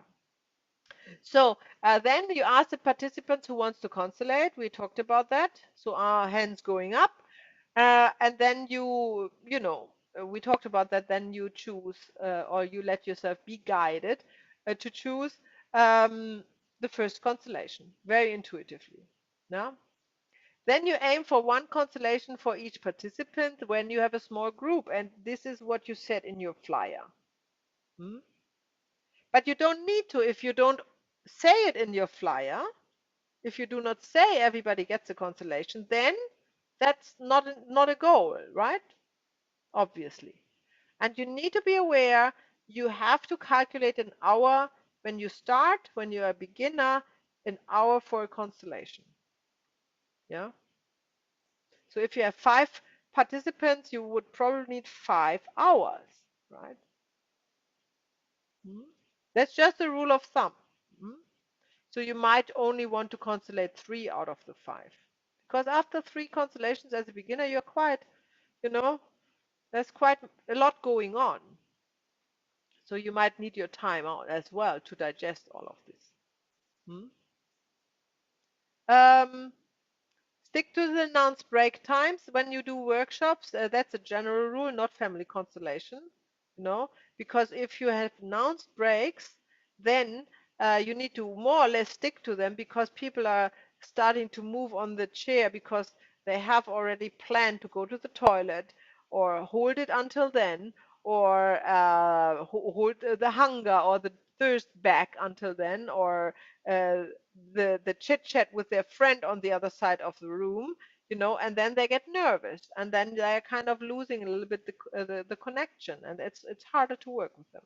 So when you announce breaks, okay, we do a lunch break at 1. Make sure you watch and make sure you are timing as much as you can to have the lunch break around 1 o'clock and not at 2. Yeah. Of course, if the constellation is going, the constellation needs to be finished, but at least you can address it so they know you haven't forgotten it, and you say, okay, we finish this constellation, then we have our lunch break. Hmm?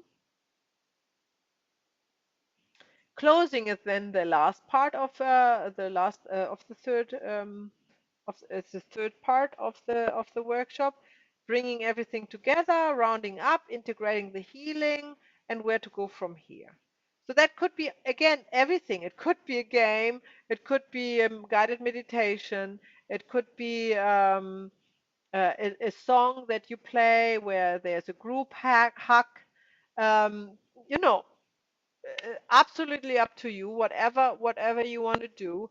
As I said, we should not have any problems with somebody needing to um, uh, you know needing to have help to leave the field. That should all happen really on its, naturally when you guide that. So that's something more to uh, to have like a finishing off, a closing off, like to make sure everybody maybe has to say something. I like that. Ask everybody, tell me a word or a sentence, what, not super long stories, what they had out of it, what they take with them. Especially you when your first workshops, that would be actually like a feedback. That would be not good, right? If you ask them for how they feel about it, how they feel now, that would be important for you. So this is all part of a closing. Um, and then what is important, then you also want to offer something where to go from here, because now you have them there. They are hopefully very happy or at the peak of energy or feeling really good about it, or have thought a lot, or something has happened. Now that's the time to offer what's next, right? So what do you think, what could be next after the workshop?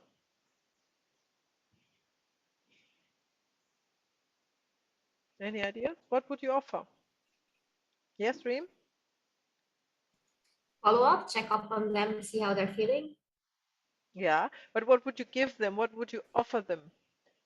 So they Ah, like so they have a reason to get in touch with you again. Rosemary, you got an idea? I would say I could give you Maya's details. Please ring me, and you can go for a a You don't do that. to You don't learn do it. that. You don't do that. Well, Tell her, I would what's your tell name? them when the next course was coming up. Yeah, So wow, just say like the next date's on 2 months' time, integrate well. exactly, In the meantime, come to the exactly. sound That's bath. the Do you know what I easier mean? Like, thing. So that also means that you have already planned another date, right? So you need to prepare for it. Or you say, we have a monthly circle. Please come to the monthly circle. Yeah, it's a fun social gathering of like-minded people who love family constellation as much as we. Yeah, that's another thing. Or you have something in your own profession, like your sound healing or something else. And then you would say, and I also do sound healing. So, please come to whatever event that is. So have something already planned that you can invite them to. That's really important, right? So you're not just let them go and then hope that they read the email when you send them in 1 month. Uh, and you can also have, of course, already a sign up sheet for that. Just if you're interested, you don't need to book, but if you're interested, give me your name and your phone on your email. So at least you can call them a week before and remind them. Hmm? So these are all, to build up clients and to build up a clientele and to keep like the momentum going when they are the happiest. Hmm? Okay. Ah, yeah, here comes it. I knew I had them written down. So these are the rules that you can write down. You can also make a nice A3 print out and hang the rules at the door or something like that. You can however you want it. But at least I would explain the rules before you begin with the first constellation. So, and that's the importance of order. The facilitator is the only one talking, right? That's really important. The representatives ask for permission to talk. They should focus on saying one word to express the sensation, emotion, or feeling they get. Because you always have the problem that they are trying, especially if they're not used to family to explain to you what, but you know what they feel, or no, you see it yourself, you just want a confirmation. No? So they should say happy or sad or angry or and not say, oh, I think I felt something in here and this is going there, and then this is not what you want. You want to know exactly the emotion they are feeling. Hmm? So this is why if you make a rule to say only one word, they have to think about it and dense it down, and that is important. So you can, you get the right information. All movements have to be in slow motion. Super important. Everything that is rushed is not coming from the field. The field is never rushing. Hmm? So that's the ego mind kicking in. People want to do something because they think that's right. Yeah. And that is translated into quick movements. Hmm? So you have to say, stop, stop, stay there and take one step and then tell me what has changed. One step at a time. No chit chat on the chairs or in the room, right? No leaving the room during a constellation. No eating or drinking outside of breaks, right? Because we are not sitting there for a Kaffeeklatsch, which we say in German. What is that in English for tea time? Kaffeeklatsch. Um, uh, and that is one thing you will see, especially if it takes longer, the workshop, that people become a little bit, uncomfortable on the chairs, and they also kind of coming in a more relaxed state, and they want to lie down when they are not in a constellation. And this is not a good idea to allow that to happen, because they are kind of leaving the field. Because also remember, the observers are part of the field, yeah? And they are through this. So the position of sitting in the chair or standing up is important to be able to connect to the field. If you are going in a relaxed state, like not alpha state, that's a relaxed mind state, and a relaxed body state, you are half asleep, right? That's when you are kind of you can't be reached anymore that well, yeah.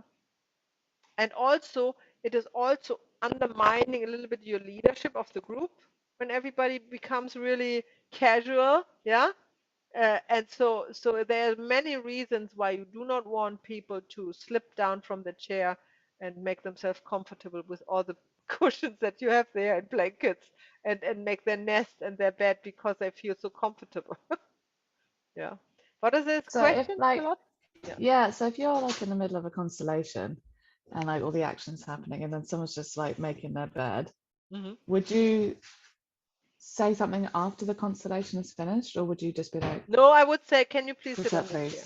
please? Mm. Okay. Can you see please on your chair? Yeah. So up to you how far you want to go, but this is what I can tell you. This helps if you don't allow that to happen. So now what is happening after workshop? First of all, you have your follow-up invitation to whatever it is, most likely also the circle that you have already created.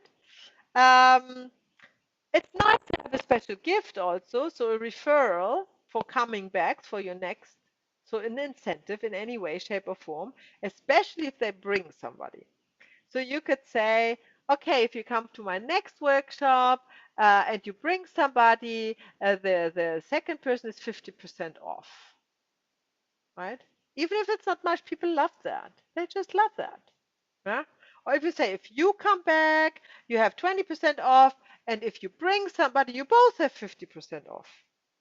Why not? You are there to build a clientele, you want to get many people involved. You can create a WhatsApp or Facebook group with the group that is there. They normally like that because they were in a family constellation workshop, but it is also a group experience. Hmm? And normally they are really hype about this group experience, sharing the space and the healing together. So it's good to create a WhatsApp group, Facebook group, and continue to communicate, right?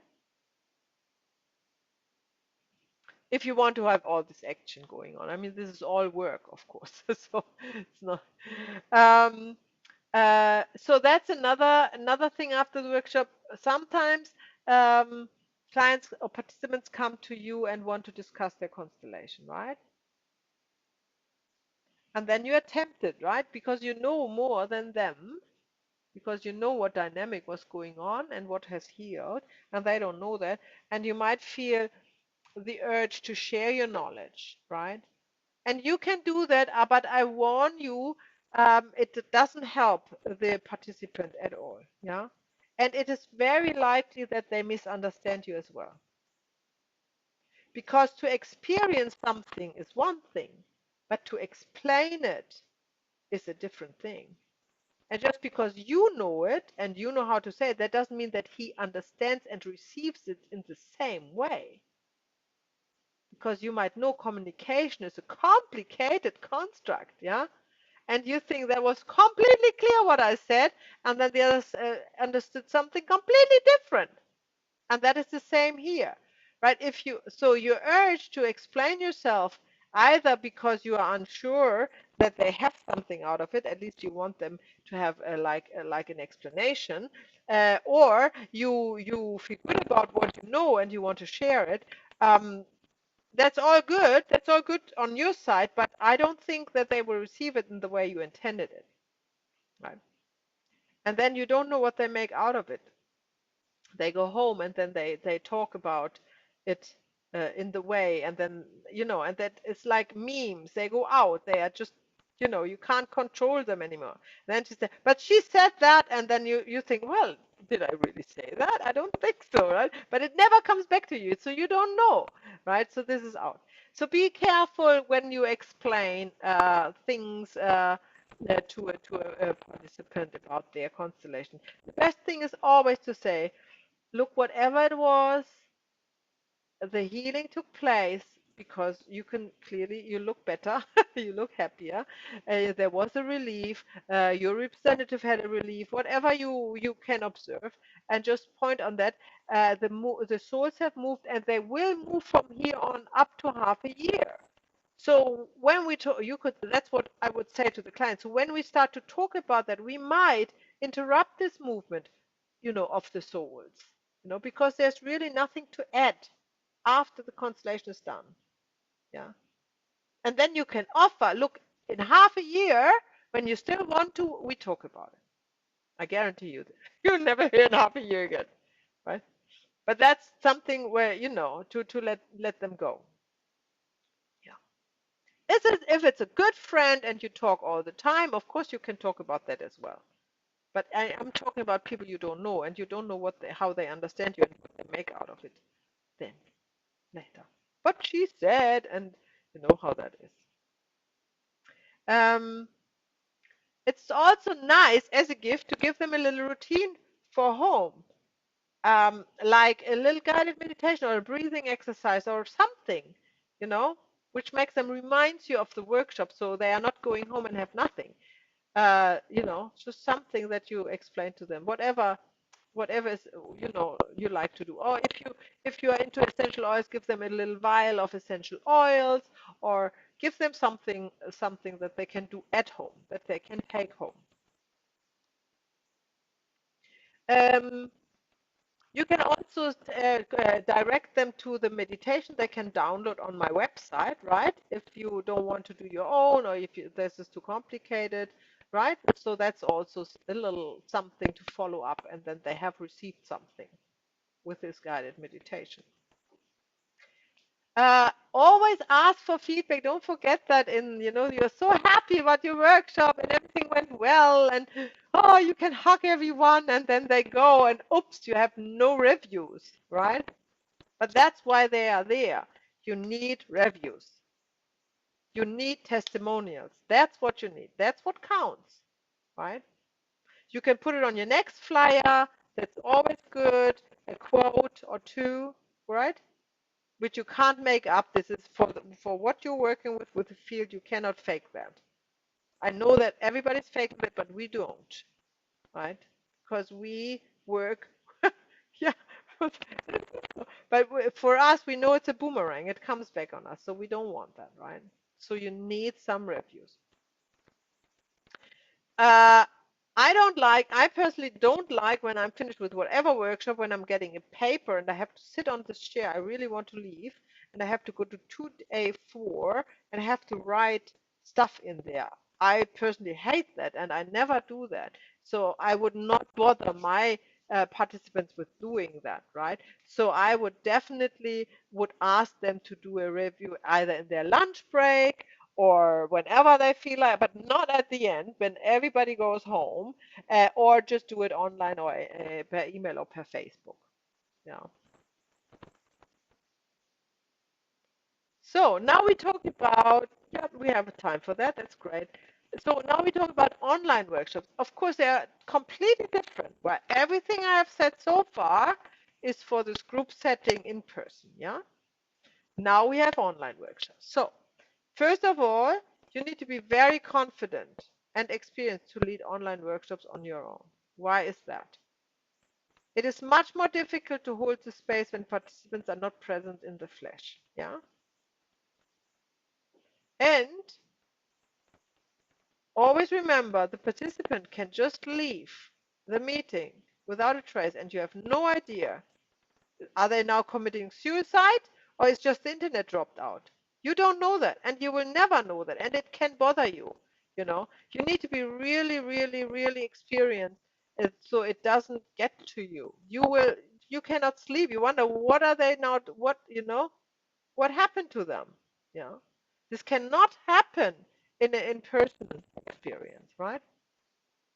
Uh, Remote participants are also getting tired easily, you know, when they are not connected with the field. That's another thing. So they cannot help you um, with, you know, strong resonating and giving you the clues that you need to go ahead. This is much more difficult online because you don't have you can't hold them in this energy because they're at home. There may be a dog barking. They smell somebody's making a coffee and they smell, you know what I mean. So this is completely out of your control, right? Hmm? So be aware of that. If you decide you want to provide an online workshop, this is what you need. Of course, you need a computer and a camera, and it needs to be good equipment, right? Don't bother your participants with an iPhone and then you have 4 participants on there, and then you don't see the people that are in your workshop. Yeah, so make that sure. Mike, by the way, how's my mic today? It's good? Or is it cracking? Better than yesterday, but it's Just just got a little bit crackly in the last 5 minutes, actually. So funny. But it's better. it was good the whole day, like until like recently, like maybe the past actually 30 minutes, I would say. A little bit. Now I couldn't hear you, Rim, because you were cracking. What? Honestly. See, Yeah. see, this is how we feel the whole time. What did you say? I was just saying that you were good the whole day. I think maybe the past 15 minutes it started, but it's Oh, not as bad as yesterday. We can still like hear you. We can still make out the words. great. Okay, well, a little bit of an improvement here. Um, so yeah, so you need a good mic. Mine was good until yesterday. I don't know what happened. Headphones, of course, headphones are crucial, right? And you would also require that from your participants. I know you can't make them, and half of them won't wear it, and it's just what it is. But at least you should have the equipment. A good light facing you, right? That's always important. And a backdrop. You need to be aware what is behind you when you do online workshops. It should not be distracting. I would not recommend green screen unless you have a green screen behind you. But it looks horrible when you do movements with your hand and the hand is half cut off or the head. And it honestly is horrible. If your participants do that, that's one thing. But if you do that, you want to lead a group remotely, that's not good, right? So make sure you have a nice backdrop with no personal clutter, and then you be good. Good setup. Then internet connection, you have to improve either the internet connection or go to a place where you know there is a good internet connection if yours is not reliable. Right? Rosemary is laughing. But Rosemary, honestly, you think your internet is not good, but you are She's really. laughing because we can't hear you very properly. That's what she was just laughing. Uh-huh. Rosemary. You are We can't hear muted. you, Rose. I think your internet connection is maybe now you're very cracking.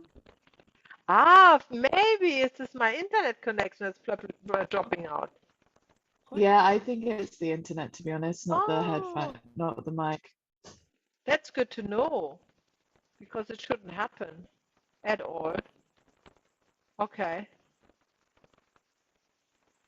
So yeah, you could, but that is a good example. You can do only so much as you can do. So you can prepare for it. You can organize a good internet connection, and then hopefully it will stay. Right. This is a little bit out of our hands. That's the other thing when you do online workshops. You have to overcome all of this, right? I had a workshop, an online workshop, and my internet was really, I think we had a storm or something, I don't remember. And my internet was really so slow that I could only see movements like this, always half frozen in the constellation from the participants. But somehow I could still follow what was going on, so I could finish it, right? Without disturbances. But that's another thing where you need practice for, and you need to be confident to do that. Otherwise, you would freak out. Yeah. So, um, then eliminate potential distractions. Of course, when you are leading a group, you are the one who is definitely not going to be distracted by children or partners or dogs or whatnot. Yeah. You need to be heard, so a professional noise reduction software is also recommended that is clearing out background noises. Yeah? Are you still with me? Okay, good. I just want to know. And of course, light, light, light. You are using your voice and your picture, and that's what you use, right? So this is all important stuff. Ah, yeah, da haben we talked about the backdrop. So I would recommend once you have a setup, keep it, right? Especially if you have repetitive workshops and same clients, and they love to see the same, right? This is like, it's just we are creatures of habit, and that gives trust. So if you would be always in another situation, another backdrop, in another light, in another with another voice, that is not ideal, right? So. And then you follow the instruction we just talked about in-person workshops as much as possible and translate it into the online work.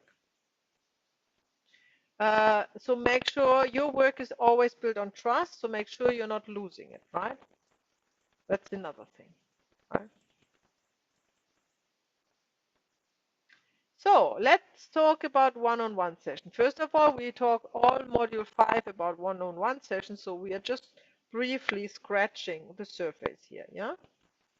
So why I want to talk about that here, because we are talking about your beginnings, right? And one-on-one sessions are weirdly, I have to say, has been proven to be the best way to begin. Although you don't have representatives who can help you with hints, you still can practice a lot better with only one person. Because you need only to focus on one and not on a group. Yeah, that is a big relief. You can always transition to a situation where you talk instead of work. If you feel, you don't know where you are at, you can still continue and talk about it. Yeah. So this is great, because if you lose the plot, which definitely will happen at the beginning, you can just pick up the thread and start to talk about it. Yeah. And then it's still a session. And your client will like it. It's not nothing. It's something, exchange.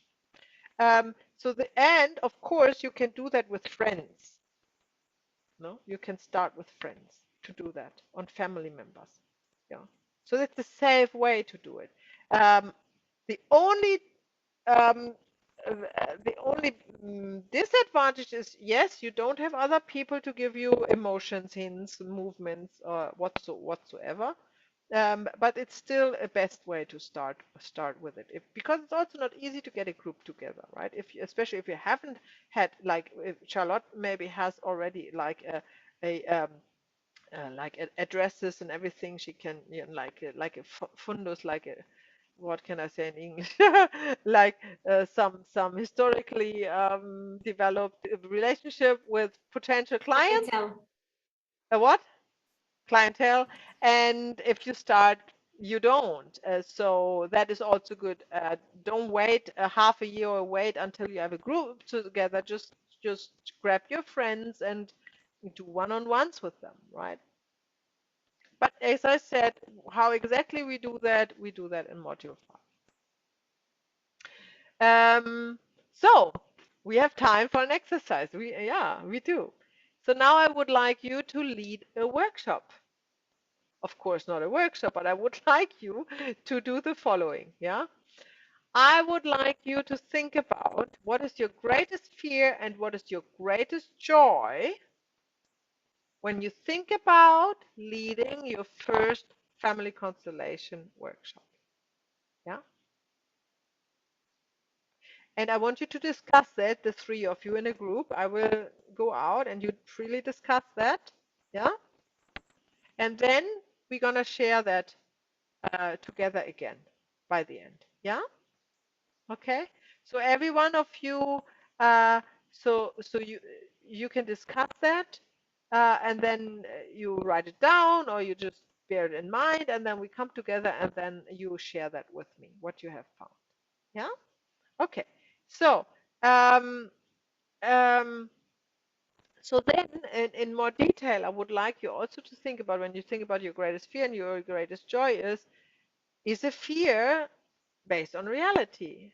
Like, have you already experienced situations like this where you experienced fear, or is it maybe just in your mind, you know, something that has never happened before? And second, what makes you feel joyful, right? And how can you translate that to leading a workshop? How can you bring in that, what makes you joyful, into the workshop? Yeah? Okie doke. We have, let's give it 5 minutes. That should be enough, should it? Okay. So, courageous in front. Reem. I opened the can of worms, so I'm gonna go first. My fear is, my greatest fear is doing harm. Like if I make a situation worse by saying something or doing something rather than making it better or leaving it as it is. So that would be my greatest fear. Okay. And my greatest joy would be to help at least one person that like my course have been paid for. That's hopefully more than one person. But if Definitely. it's one person, that would be, yeah, worth it. That's lovely that you say that, but I can assure you that will be more than one. Otherwise, it will be a very expensive one session for one person. no, I think you're going to be awesome, Reem. Don't worry about that.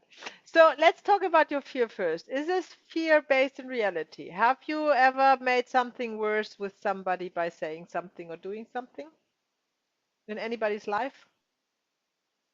Chances are yes. Like, I mean, I can't really recall a specific, Okay, so no. but but it's never okay. Fair enough. But it's You never my assume. intention. I never. Yeah. Fair enough. So it's just assumed. So this fear is not based in reality. It's assumed. It's mind made. Yeah? Yes. Hmm. Yes. Okay, so that's good because most of things that we come up with our mind have no validity, validity, valid, Validity. Yep. validity, have no validity, Yes. and we know that, so we can deal with that better if we know that. And also, I can assure you, it is impossible to make something worse. If you do the family constellation work in the method of Bert Hellinger, and that's all that you learn here, even just the basics, there's absolutely nothing that can be worse. The worst case is that nothing happens because it's not a family constellation, because you didn't get to the point for some reason or the other. So that's the worst case. And also this is not even bad because it wasn't enabled, neither for the client, not for you. So that's not bad even. It's just the timing, you know. And your greatest joy, of course, that's very understandable, to help others is wonderful, and to feel how you can spread the love with all the effort and your own being. That's indeed a wonderful reward. Mm. So I can Thank subscribe you. to that. Thank you for sharing, Reem. Who's next? Yep, I can Rosemary, go. you go. Earlier on, I think in the first module, you said we should wait with putting any kind of constellation up till module 3 or something like this, till to feel safe. You see, and then I was not sure I'm in a way sharing Reen's point in a way. Can we do harm? But you already just answered that. You see, Mm-hmm. you just I just felt like, why did you say for us to be safe? I thought maybe we can do harm, but maybe it's more like being in a group, being safe, that we know what we are doing. It's safe in the means not you cannot do harm, but you can harm yourself. Yeah, exactly. You But cannot harm others. how would you do that? To set you up for failure, Okay. that you don't feel good about yourself, Yeah. and then you drop it. That's what I meant. To be safe. Okay. Yeah. Yeah. Thank you. Yeah. So what's your greatest fear then? No, it was exactly that. In a Ah, it way, was that. Her, Okay. her joy she keeps trying to avoid this question. Her greatest joy. say again. What is your greatest joy? You try to avoid this question even in the chat room. Ah, so let me hear it, Rosemary. No, what I think the family constellation is a wonderful thing. And my greatest joy is in a way, if my friends, if I could, in a way, one day, if they could understand a bit of it, would really, really make me happy. Just in a way to spread the word. Or, Yeah, because I think it's a wonderful tool. yeah, yeah. Great. Well, that's great. That's a great joy. I can totally subscribe to that. To be understood May I just say by, something? yeah, Like, sorry to interrupt you. Like, Rose, just one thing that I've learned so far is that you can take the horse to the water, but you can't make it drink. And like Maya knows, like I even sometimes booked for friends a constellation with Maya. I paid for it personally, and they wouldn't even show up. Okay, one showed up, and like halfway through, like, ah, I'm done. I left, and they left. It's just you can do the best you can do, really, but then just don't take it too hard on yourself. yeah, Sometimes they're I, just not ready. I like the horse part in your explanation. yeah. I can And I see you can't, like horses. That would and I resonate. can't wait for the horse constellation. You have to share the link soon. Very, very intrigued. Okay, Charlotte, how about you? Yeah, so I think my greatest fear is probably that we're in the middle of a constellation and it's gone stale and I can't bring through what needs to happen next. I think shit, like a dry up. Like a freeze, like a brain freeze, like something like Yeah, or just like keep trying stuff and it's just really flat and we don't get a resolution and yeah. you're just like, I don't know what to do. So yeah, that was probably it. All the stuff I'm trying isn't hitting the spot and the person's not getting a Mm-hmm, release. mm-hmm, That's probably my fear. mm-hmm. Um, that's never really happened to me in real life. So it is a mental construct. Yeah, because it always works out in the end. Yeah. But it's just that's probably a human fear of, Mm-hmm. Um, but the joy is that like I just feel so alive being in this work. I just think it's so powerful, such a lot of magic, really. That we can all feel this flow, and it is such a powerful healing tool, and I've been so powerfully healed by it and witnessed other people. And I just think that to actually be able to offer that to people as a Mm-hmm. tool is Mm-hmm. just amazing. So I don't even really need to have any results, to be honest, which is contradictory to what my fear is. It's just Yeah, I hear bringing that. in more people, Yeah, and just yeah, actually holding space for it in the yeah. first place is just like, yeah, it's just really important to me. So you have answered your first question. It's a mental construct, Yeah, and you don't mind anyhow because that's not about it. it It's doesn't about the matter. journey. It's about Yeah, getting people together, sharing this, sharing this love and this healing, and getting order. We need we need order in our life. Everything is yeah. so chaotic. It's getting more chaotic, Mm, and that's by design to frustrate us, to confuse us, to make us dumb and shut up. And this is all and this is felt all over the world, like mm, for the first time, I would probably say all over the world. And this is the time. Agreed.